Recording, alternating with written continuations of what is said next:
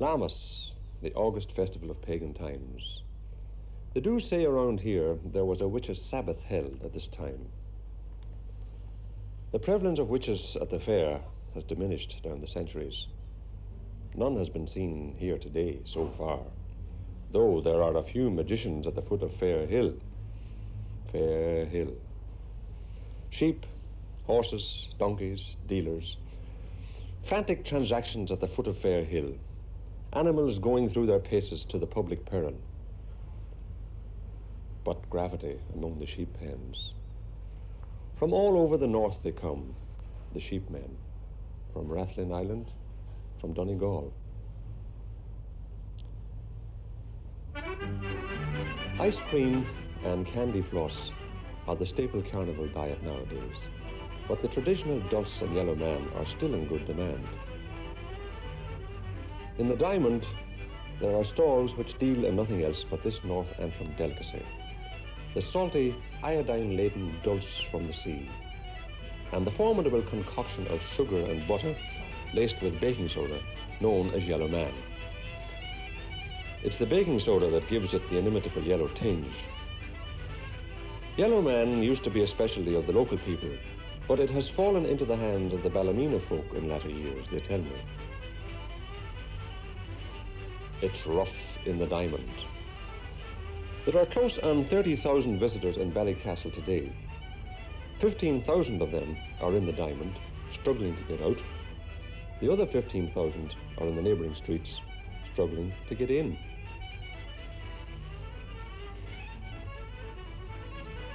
In the days of which John H MacAuley sang in his imperishable ballad, the Ould Lammas Fair, the turmoil raged for a week.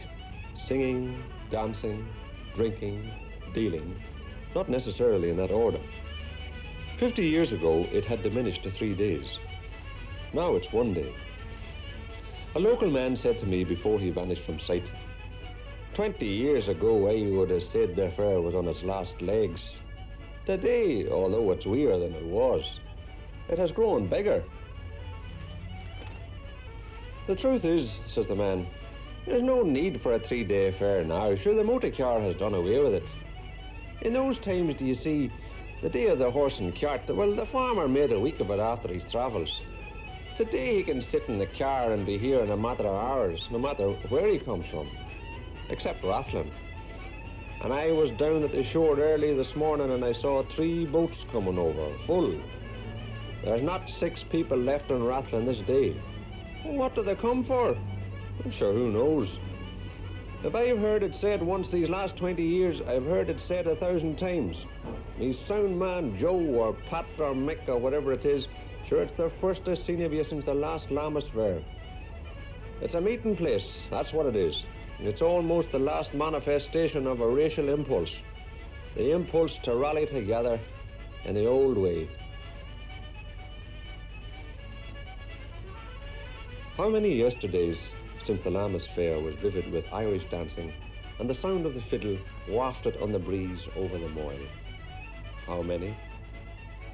Time alters all things.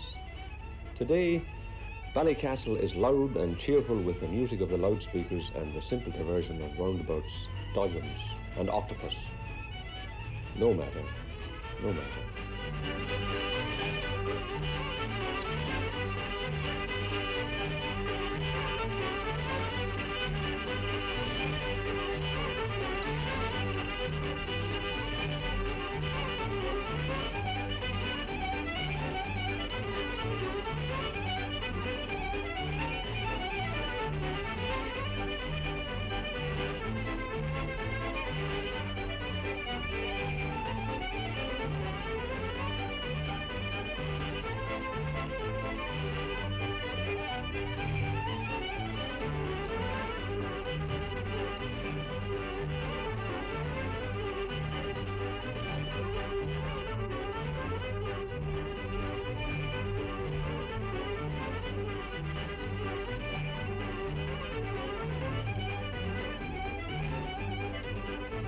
But I spoke to a man who looked around him with eyes that saw other people and other fairs and other customs, and he spoke of the old days.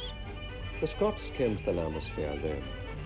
They sailed over in their boats from Islay to pay homage to their chieftain, the MacDonald. And it's strange, surely, to learn that they brought their children with them to receive the sacrament of confirmation in Ballycastle.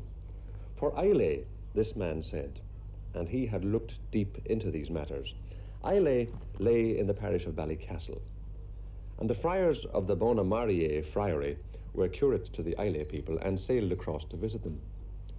So to Ballycastle the Islay people came in great numbers to transact their temporal business and attend to spiritual matters too. The noises of the fun fair were an odd background to the reminiscent talk that I heard. I heard my grandad tell how they come over. It wasn't sheep they brought so much, or the like of that. It was fish, salt fish. Ling, as it's called, or what Ballycastle people still call Islay fish. In old business records still preserved in this town, you can see the accounts of the people from Islay, and from Iona too, and Kintyre. They all came.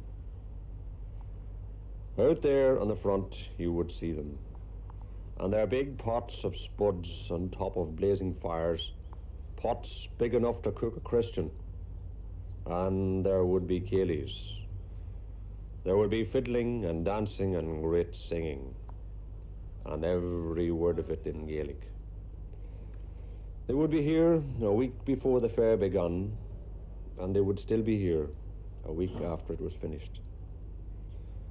And here and there in the glens, down to this day, you may hear odd turns of the Gaelic speech, for it was a strong and powerful connection between the Scottish people and Ballycastle. It is not an easy thing to leave Ballycastle when the Lammas Fair is in full swing.